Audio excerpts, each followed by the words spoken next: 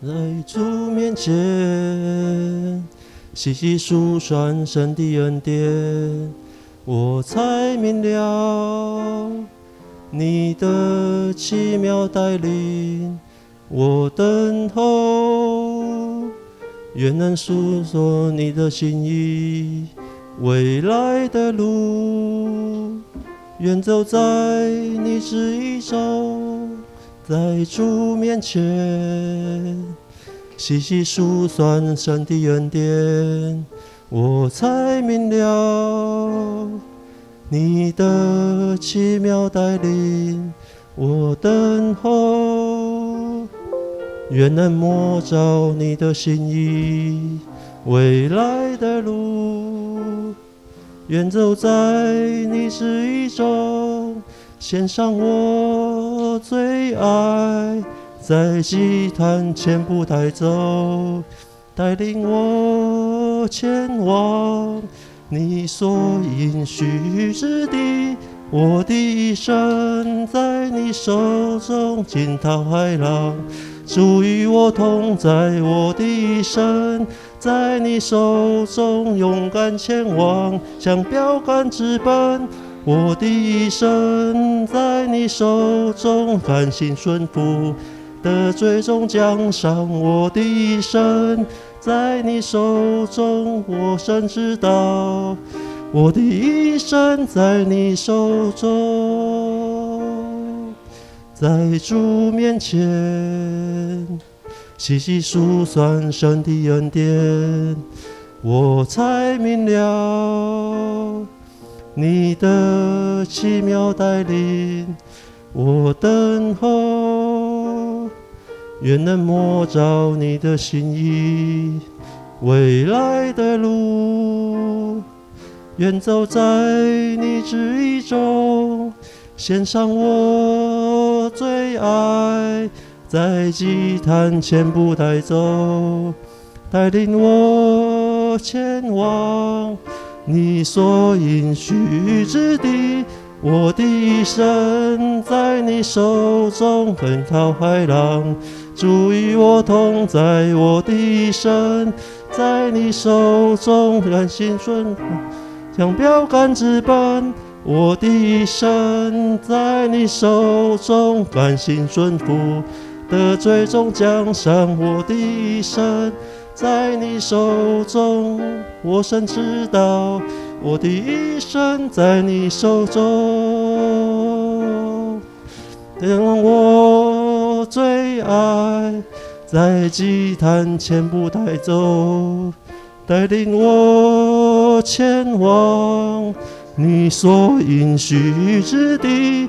我的一生在你手中，惊涛骇浪，主与我同在。我的一生在你手中，勇敢前往，向标杆直奔。我的一生在你手中，甘心顺服，得最终奖赏。我的一生在你手中，我深知道，我的一生在你手中。我的一生在你手中，惊涛骇浪，主与我同在。我的一生在你手中，勇敢前往，向标杆。我的一生在你手中，甘心顺服，得最终奖赏。我的一生在你手中，我深知道，我的一生在你手中。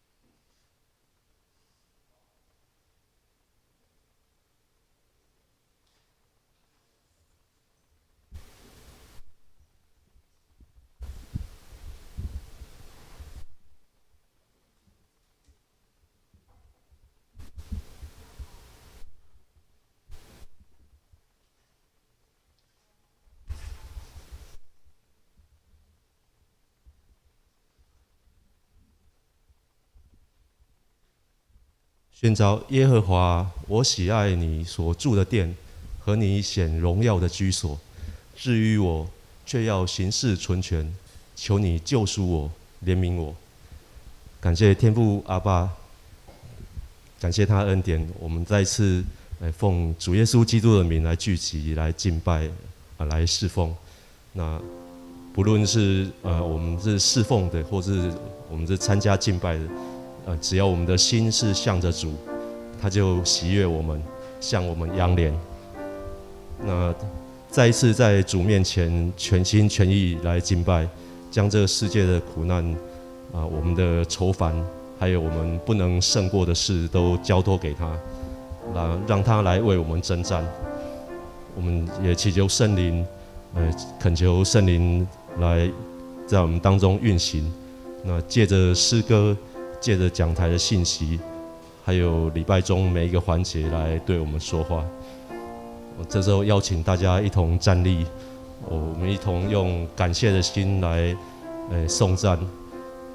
这世界虽然有苦难，但是得胜的君王主耶稣是我们在他里面，他也在我们的里面。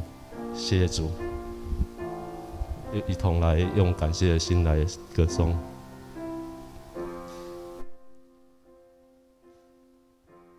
这世上的苦难，像海浪不曾停止拍打海岸，人们相聚离散，有没有一种约定，永远不更改？这世上的苦难，像海浪不曾停止拍打海岸，人们相聚离散，有没有一种约定，永远不更改？谁能告诉我生命的答案？超越了时空的祝福，永远的爱。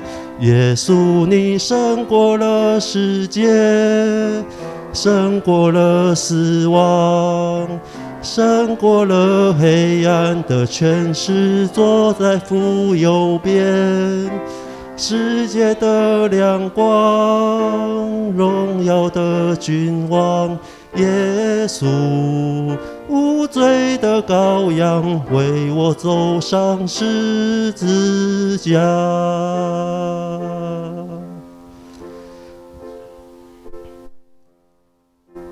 这世上的苦难，像海浪不曾停止拍打海岸，人们相聚离散，有没有一种约定，永远不更改？谁能告诉我生命的答案？超越了时空的祝福，永远的爱。耶稣，你胜过了世界，胜过了死亡，胜过了黑暗的权势，坐在父右边。世界的亮光，永远的君王，耶稣，无罪的羔羊，为我走上十字架。谁能告诉我生命的答案？超越了时空的祝福，永远的爱。耶稣，你胜过了世界，胜过了死亡，胜过了黑暗的权势，坐在父右边。世界的亮光，荣耀的君王，耶稣，无无罪的羔羊为我走上十字架。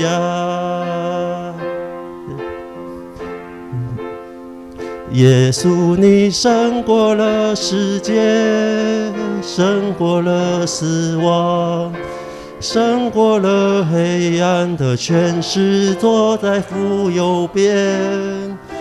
世界的亮光，荣耀的君王，耶稣，无罪的羔羊为我走上十字架。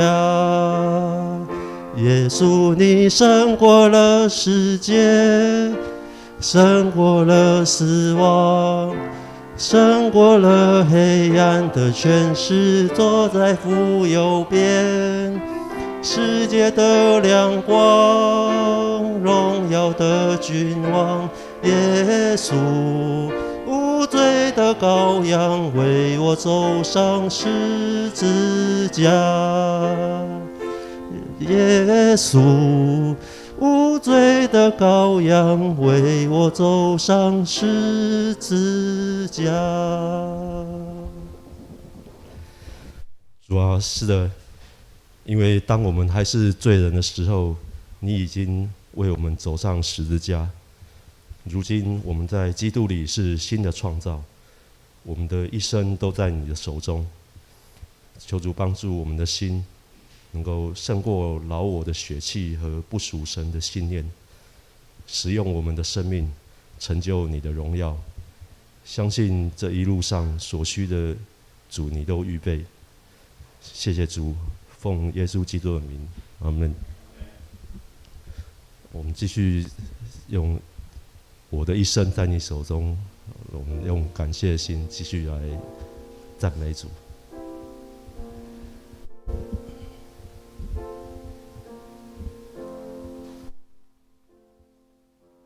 在主面前，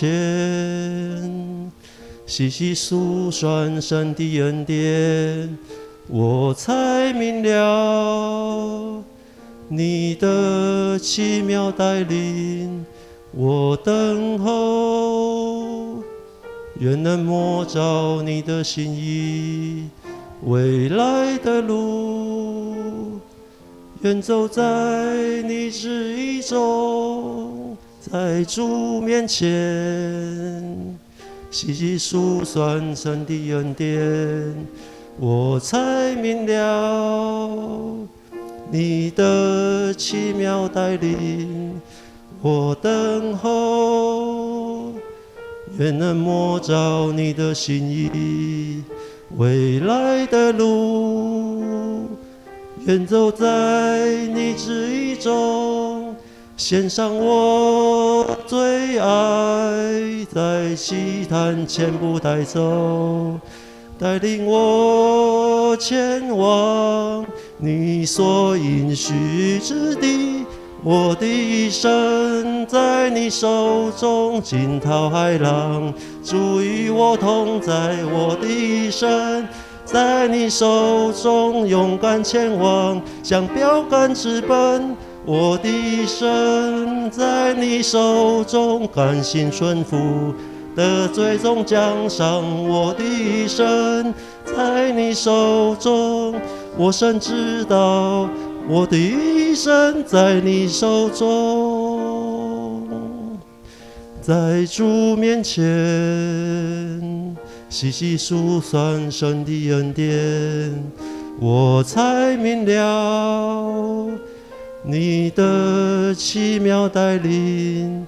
我等候，愿能摸着你的心意，未来的路，愿走在你旨意中。当我最爱，在祭坛前不带走，带领我前往你所应许之地。我的一生在你手中，惊涛骇浪，主与我同在。我的一生在你手中，勇敢前往，向标杆直奔。我的一生在你手中，甘心顺服，得最终奖赏。我的一生在你手中，我深知道，我的一生在你手中，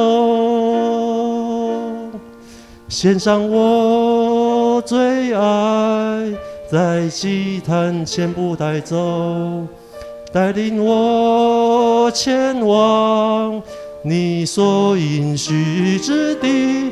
我的一生在你手中，惊涛骇浪，主与我同在。我的一生在你手中，勇敢前往，向标杆直奔。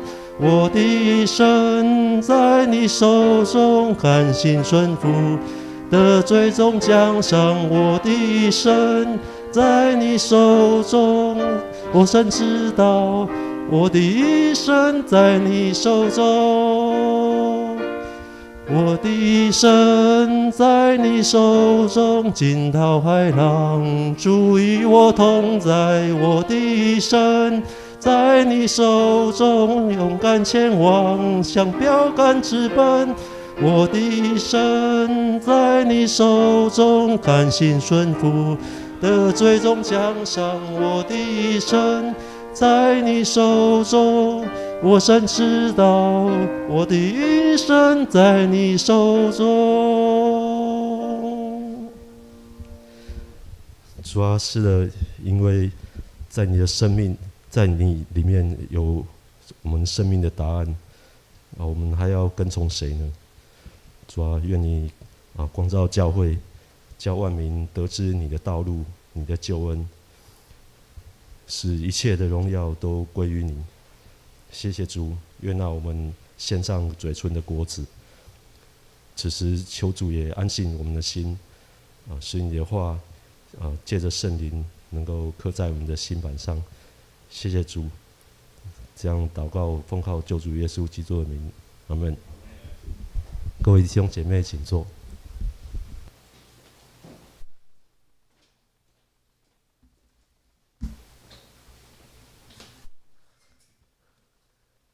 此时，让我们一起来恭受上帝的话。我们要攻读的圣经节是记载在新约圣经约翰福音14章第6节。我来念，你们来听。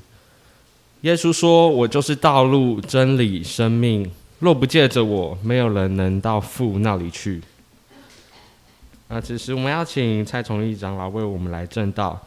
证道的题目是万事俱兴。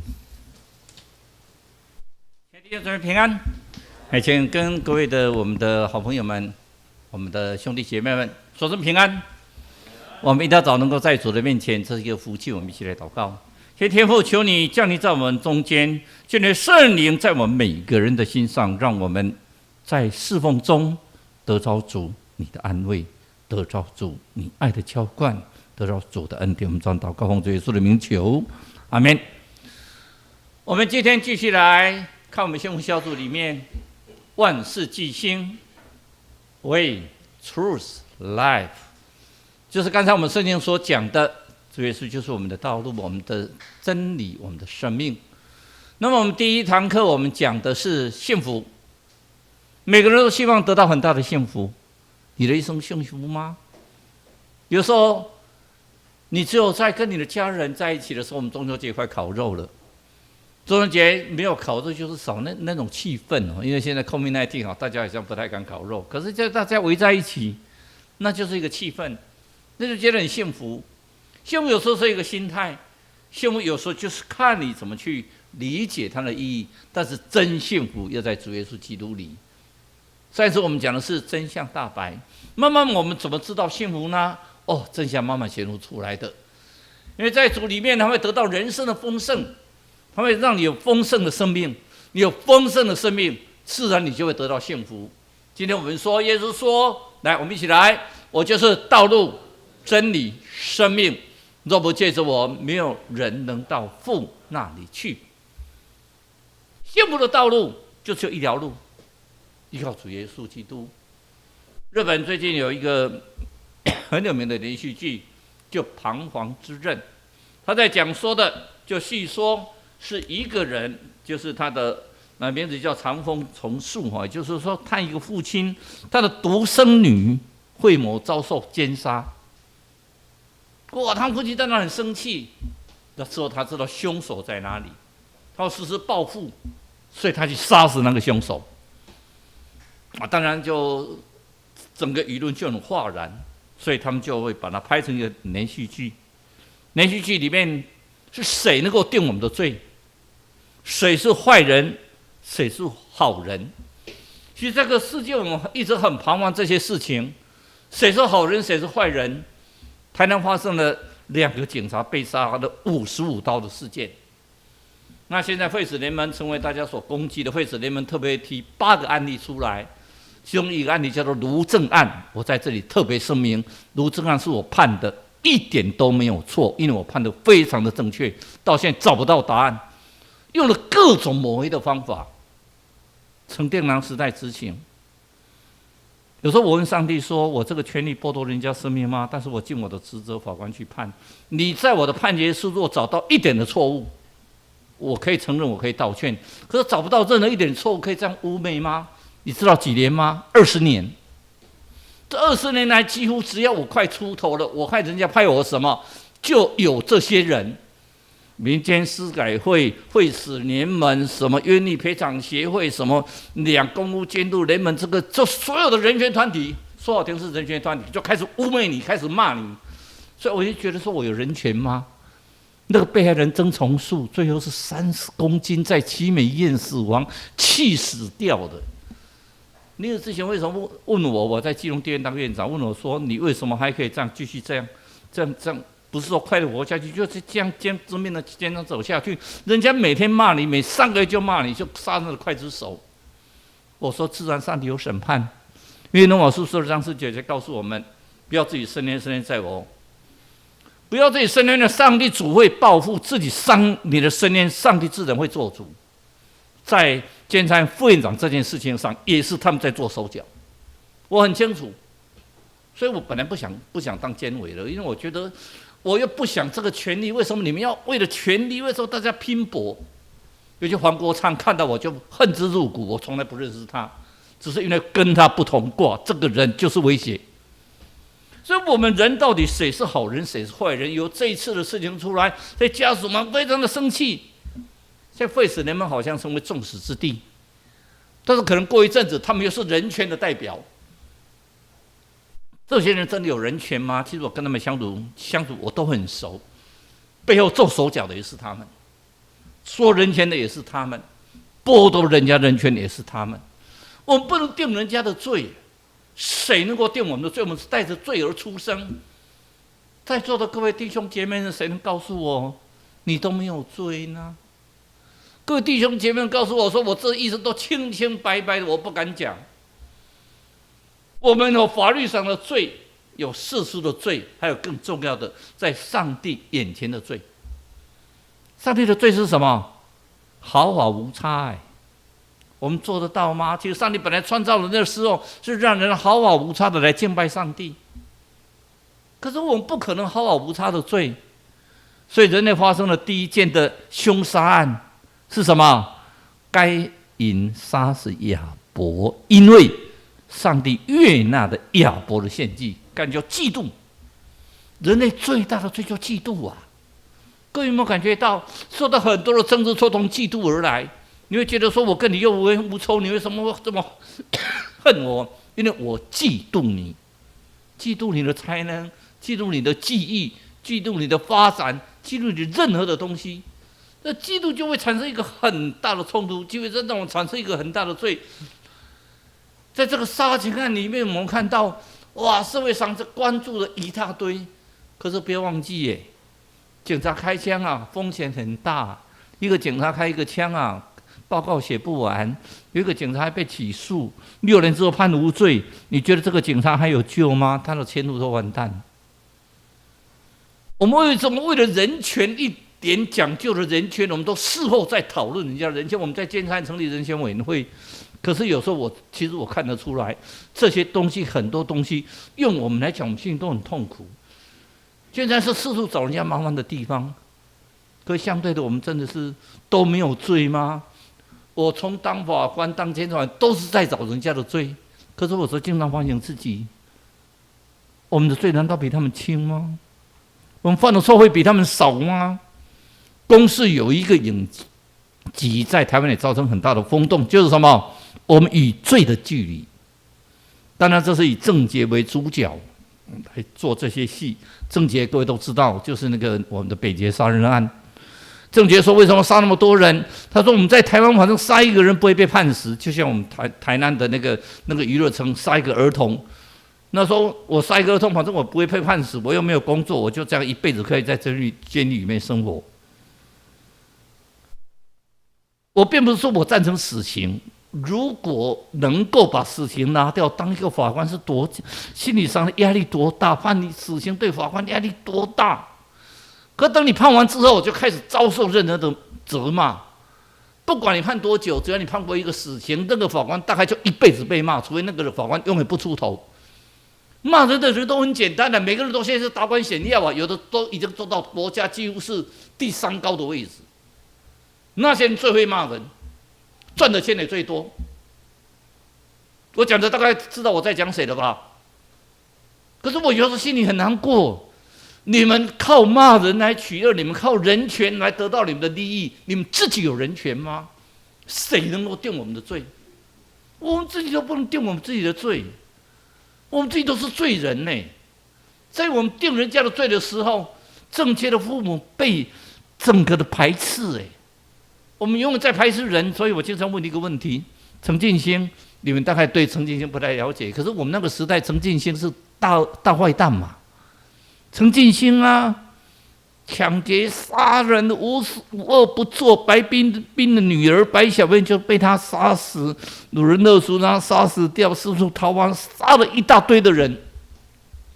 陈进兴公认的坏蛋，陈进兴执行死前，社会一片叫好。可陈进兴要临死之前，黄明正牧师带他受洗了，他认罪悔改。我们就开始讨论这个问题，神学院也经常在讨论这个问题。可对神学院的神学生来讲的时候，骂声连连。神学学生根本不讨论这个问题，陈进兴就是该死。但我问您，我们在座的各位亲爱的弟兄姐妹们，我们比陈进兴好吗？当然我们比他好了，我们又不抢劫，又不杀人，又不强奸人，我们没有做那么多的坏事，我们真的比他好吗？但在临死之前，他认罪悔改受洗，他有没有得救？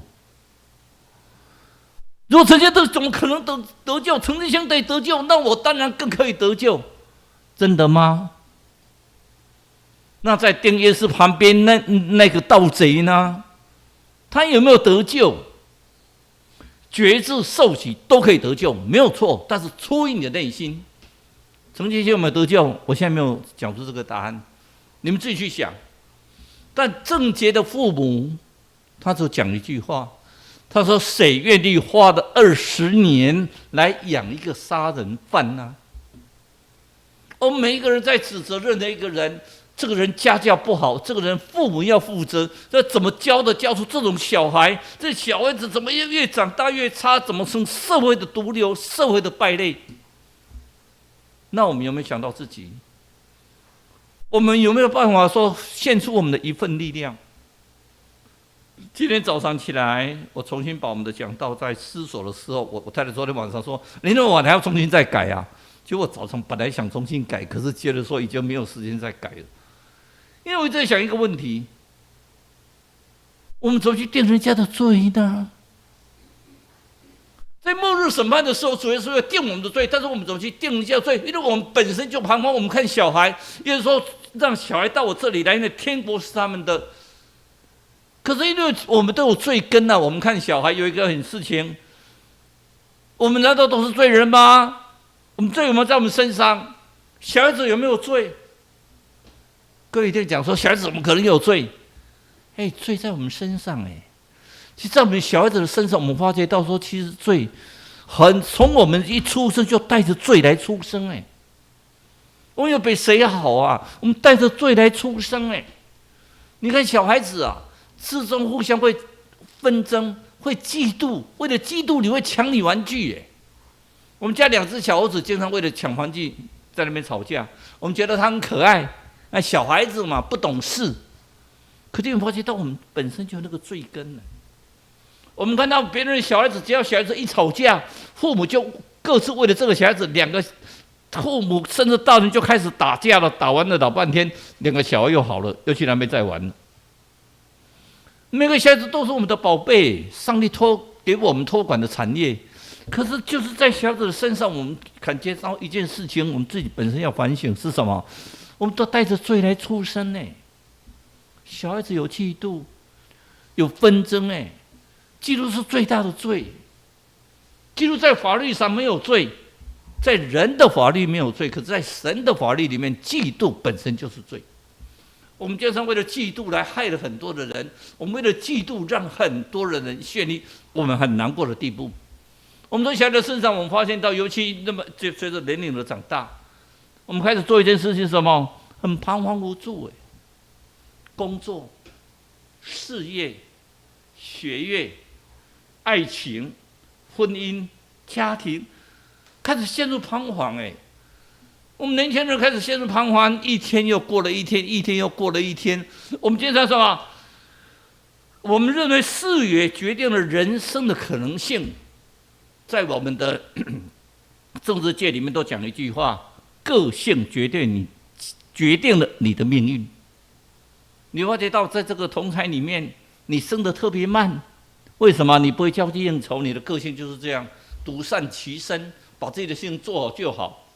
我在基隆有一个刑警，我觉得非常的强，能力很强，也很认真。那么，当我离开基隆的时候，他跟我讲一句话，他说：“院长，其实我心里很难过。”我说：“为什么？”我看你表现很好啊。他说：“我在这里已经待了好久，我的同学里面全部都已经升上去了，有的都到分局长了，都到副局长了。那我一直待在这里，就是派出所一个派出所接着一个派出所所长，这样好像绕不完。只差我不会喝酒，所以每次应酬没有人要跟我在一起，因为我不会喝酒。我笑一笑，我说我也不会喝酒。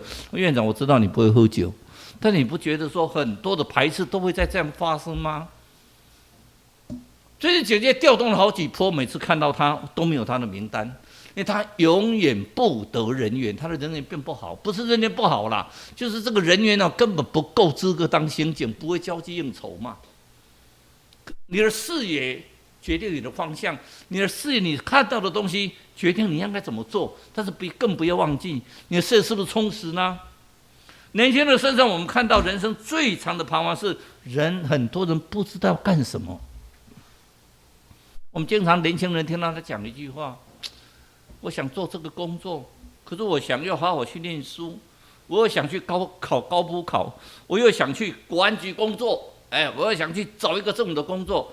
最近有一个缺很好，各位学电脑的可以考虑看看，数位部成立。”成立之后，现在大家都哗然。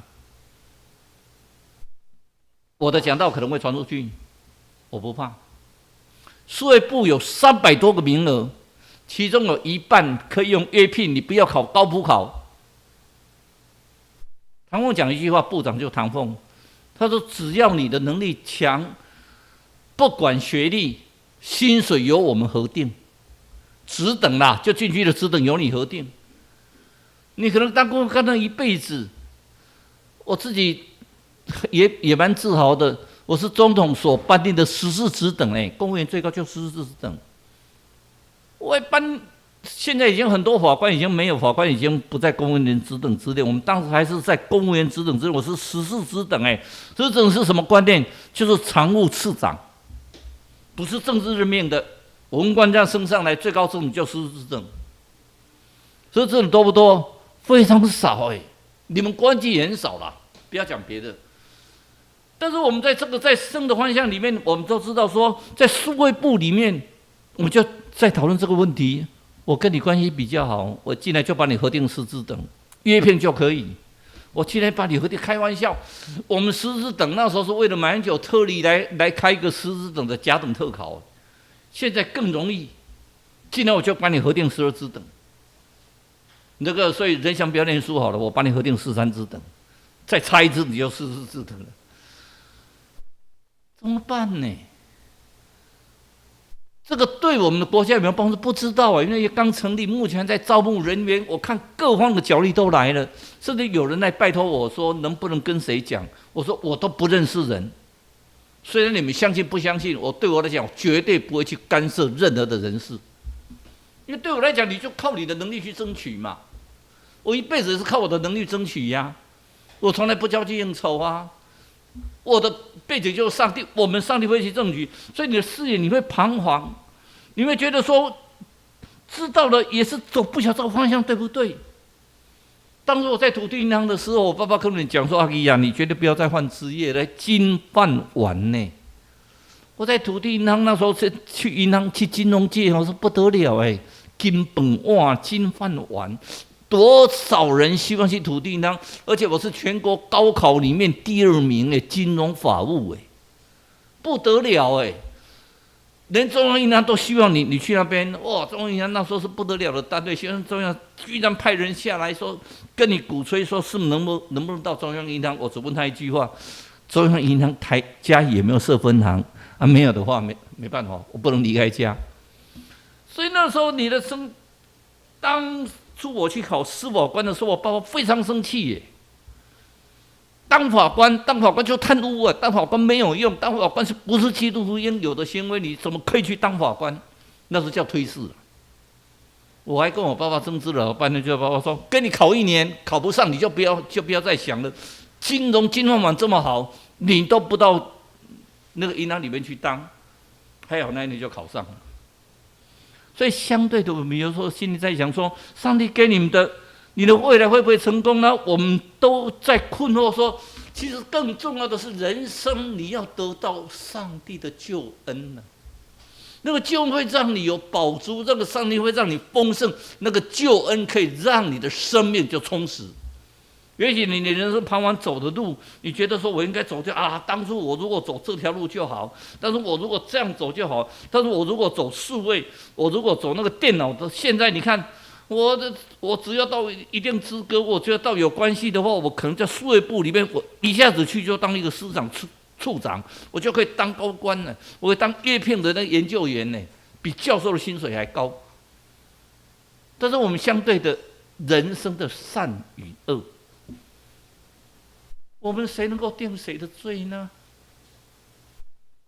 但是刚才杀死亚伯的时候，上帝问亚伯，跟他讲说：“你的行为不正的话，这就是你的罪。”上帝定一个人的罪，第一个人就是该人被上帝所定罪。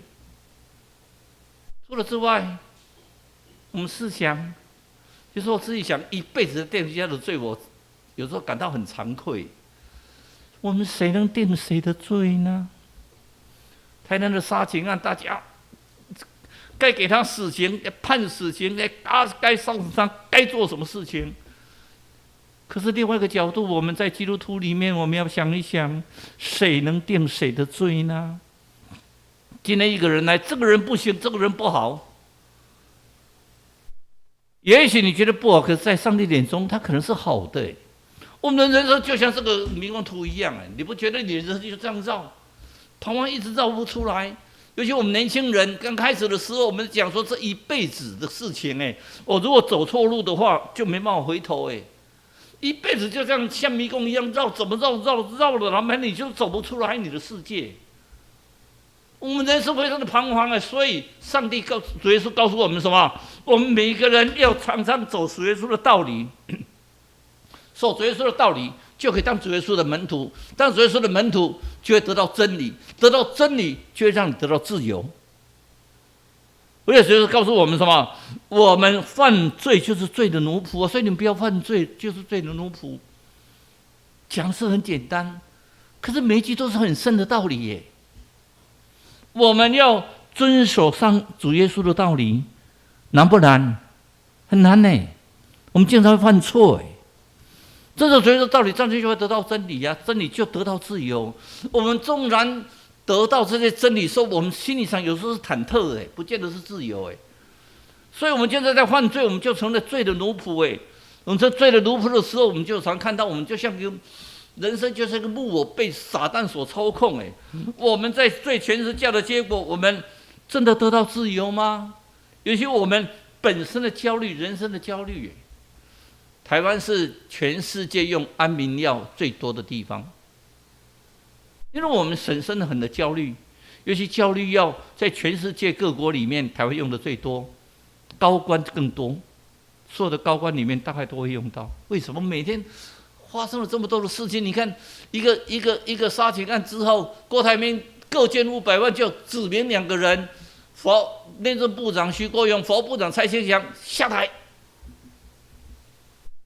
我不知道，我如果政务官人家叫我下台，我就下台了。那本来政务官就随时可以走的嘛。但是真的他们那么差吗？其实说真的，2个也蛮认真的啦。尤其那个内政部长徐国勇，我也觉得也蛮认真的。有很多事情还是为警察在着想。但是相对的，舆论是贴标签的，我们已经成了一个贴标签的时代。你会发觉到我们很容易把人家贴标签啊，这个人不好，这个人怎么样，这个人怎么样，这个标签一贴上去撕不下来。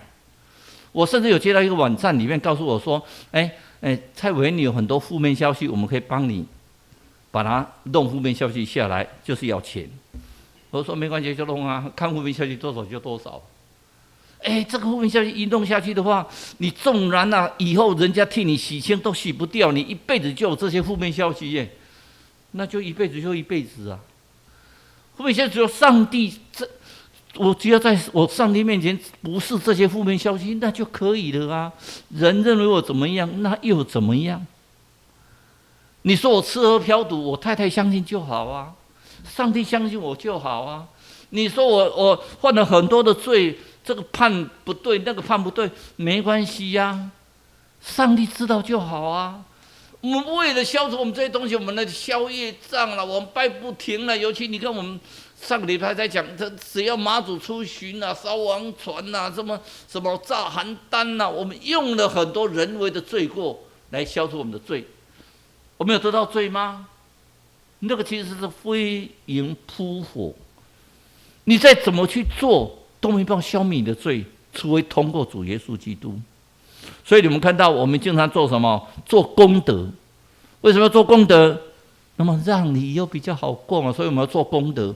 我为了做功德，你看有时候想一想也很可恶呢，去买那个眼镜蛇，就把它放生，这样叫做做功德。我觉得那个就是造虐啊！你把它放生以后，咬死多少人呢？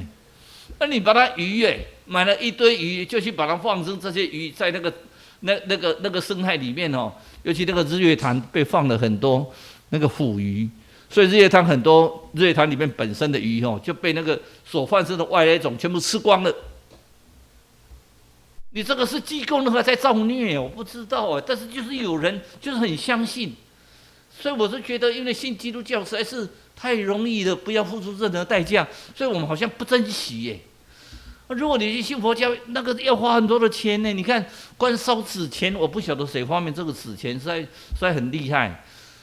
烧纸钱赚到的是什么？发明这些纸钱的人，印这些纸钱的人赚钱。还有一个赚钱是什么？我们赚到我们的肺部里面吸了好多脏空气。庙里面的赚钱，因为你要烧纸钱，要跟你庙里卖，还要添香油钱。所以我们做礼拜。可能到时候我们也烧一些纸钱看看吧，卖给你们，这样我们为了我们的那个7500万的那个建堂的募款可能会快一点。我们做了老半天的糖果才赚100块，烧个纸钱搞不好你就给我1000块。看相对的，有时候我们去抽签卜卦，我们去算命算命上那个算命师说你好，你就是好；说你不好，你就是不好。我们每个子孙都要选那个风水。就上帝给我们的选择很简单，它就2棵树，一个生命树，一个叫做那个分别善恶的树。你说上帝你怎么这么可爱？上帝本来就很可爱呀，上帝有人的选择权。生命树就是完全照上帝的旨意而做，你舍弃你自己，你完全照着上帝的旨意，而分别善是照你人的旨意去做。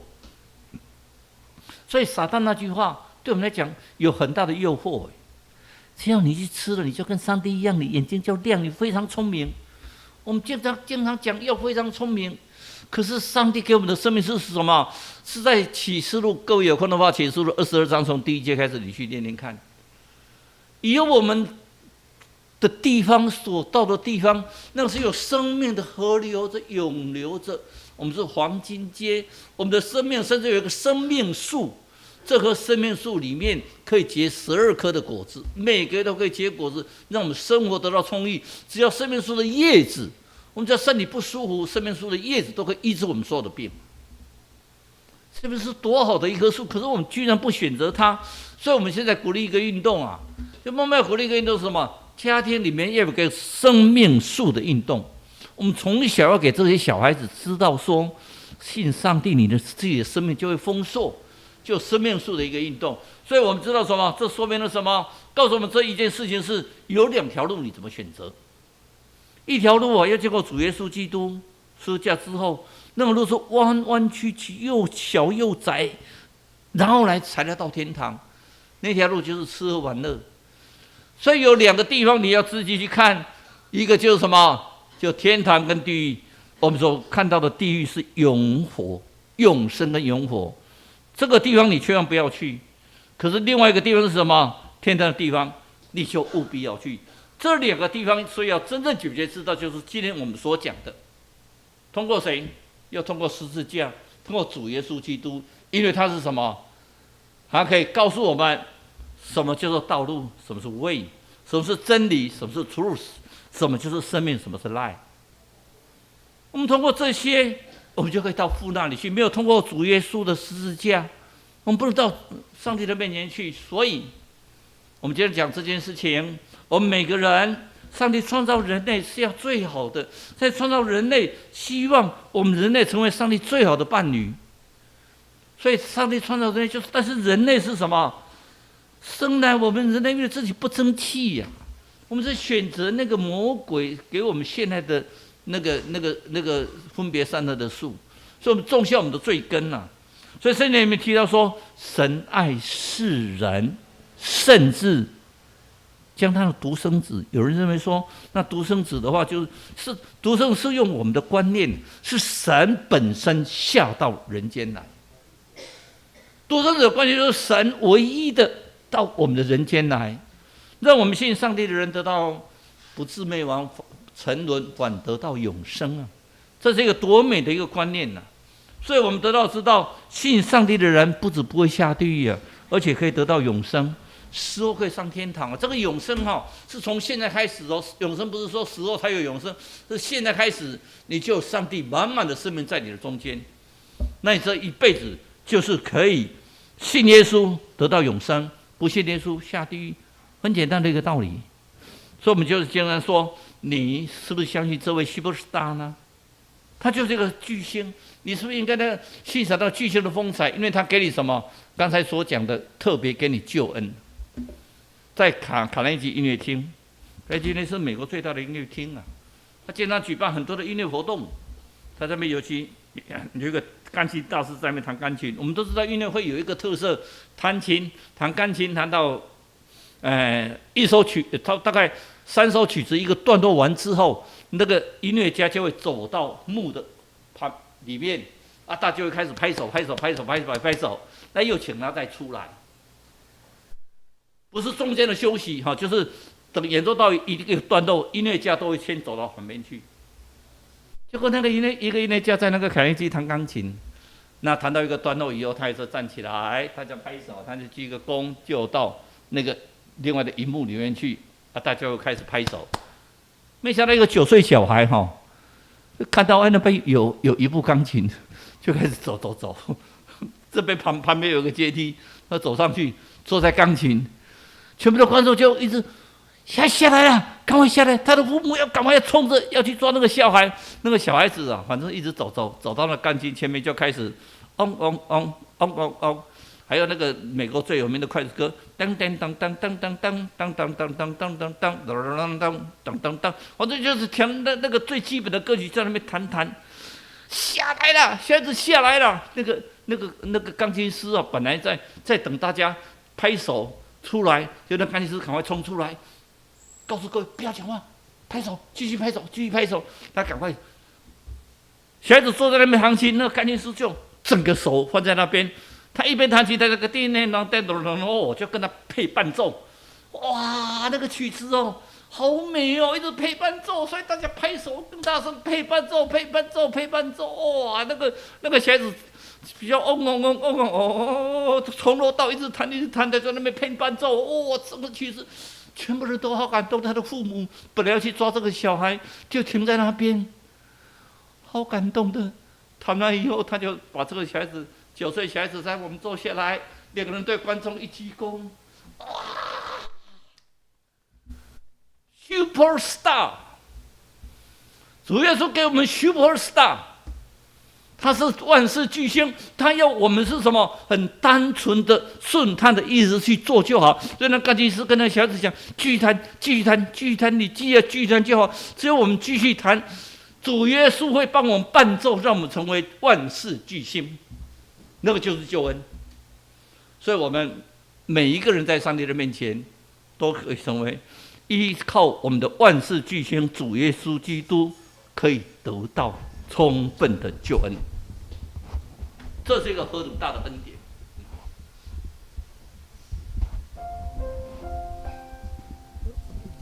请我们弟兄姐妹能够一同站立，我们来唱回应诗歌《恩典之路》。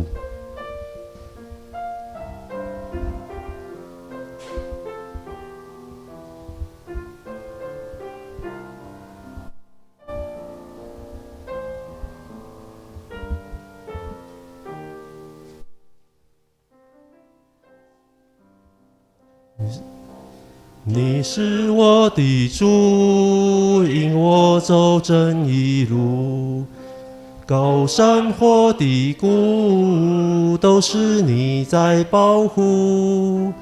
万人中唯独你爱我，认识我，永远不变的应许，这一生都是祝福。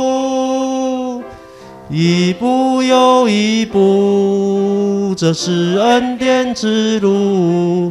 你爱你手，将我紧紧抓住。一步又一步，这是盼望之路。你爱你手，牵引我走这人生路。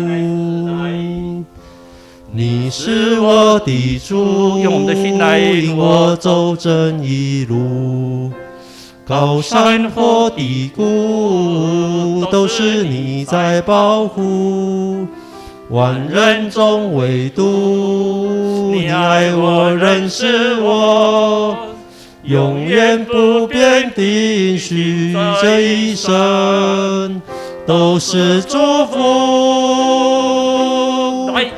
一步又一步，这是恩典之路。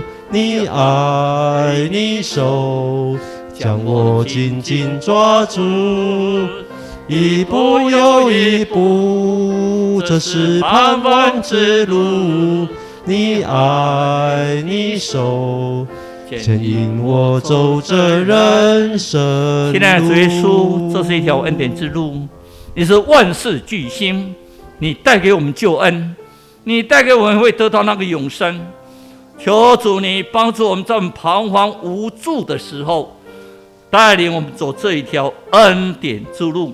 纵然前面有坎坷，纵然前面有荆棘，但是这恩典之路可以带给我们到永生，带给我们到生命树。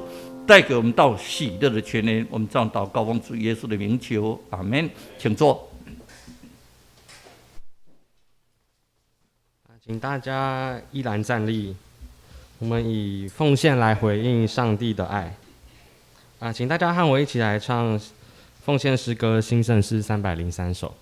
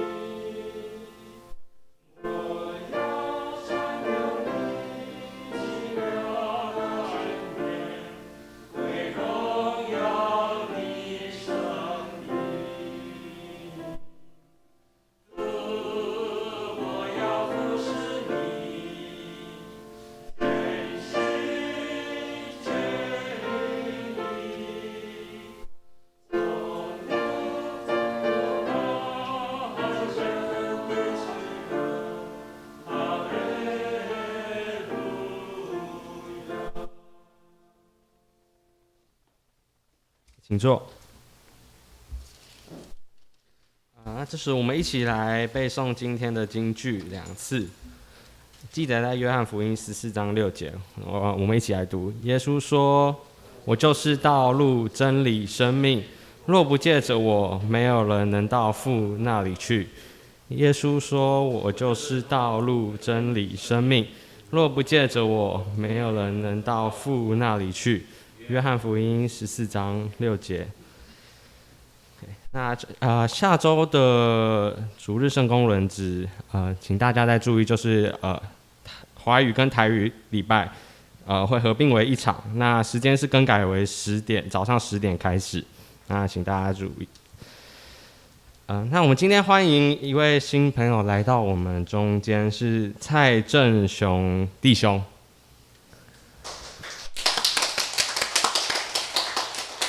那待会会后大家再来互相交流一下。OK， 那报告的消息，9月份开始华语和台语礼拜会合并为一堂，那时间是10点开始。那礼拜后会有小组的分享，那欢迎大家踊跃来参加。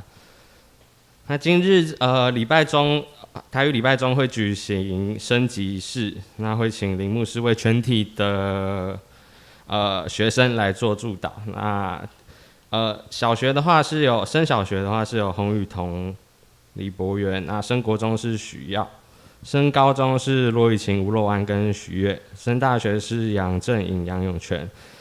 那可以请大家踊跃来参加。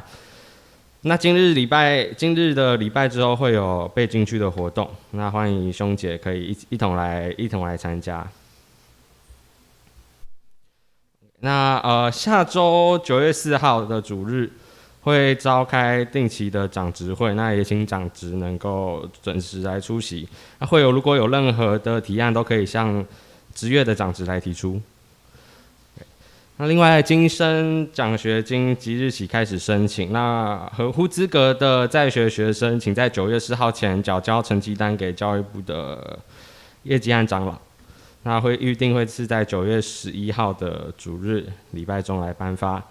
那另外，社区关怀据点9月1号会开始在上课，那也请大家可以来参照周报上的日期，那可以一同来参加。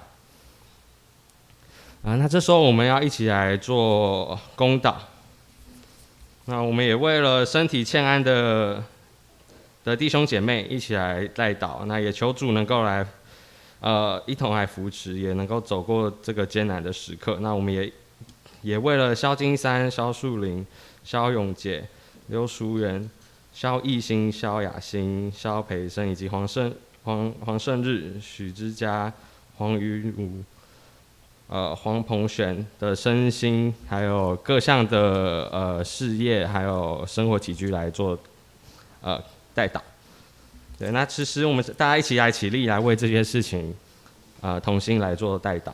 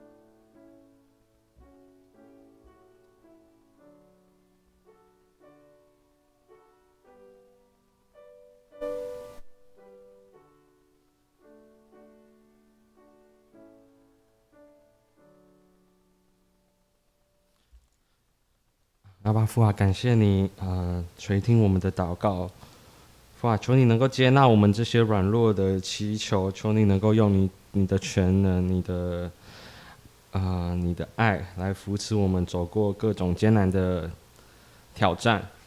主要感谢你，也能够让我们持续在这个社会，在我们工作的地方，在我们生活的地方，能够作为众人的盐和光。主要感谢你，就是求你能悦纳我们这样子的祈求。我们说一切的祈求都是奉主耶稣基督的名求。Amen。请持续站立。那我们来唱颂龙的诗歌，新圣诗392首。颂龙完后，请蔡崇英长老为我们来做祝祷。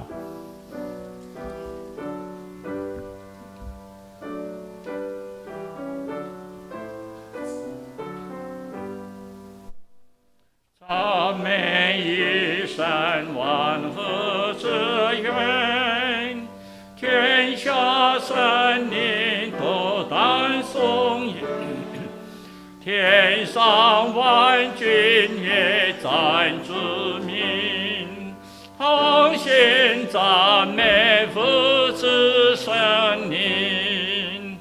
阿门。我们一起领受上帝的祝福。愿主耶稣基督的恩典、上帝的慈爱、圣灵的恩典、慈爱、恩惠引导，帮助着你们，从今时直到永远。阿门。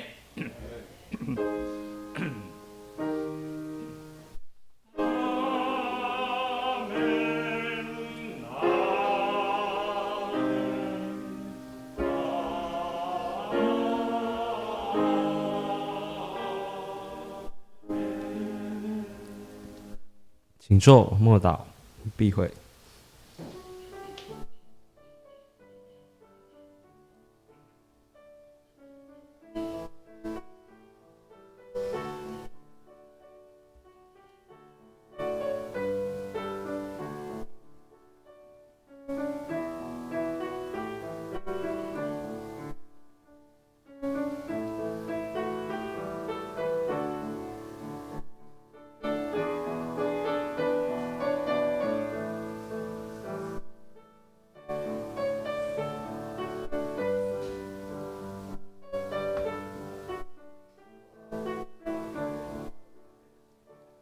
此时我们一起来行平安礼。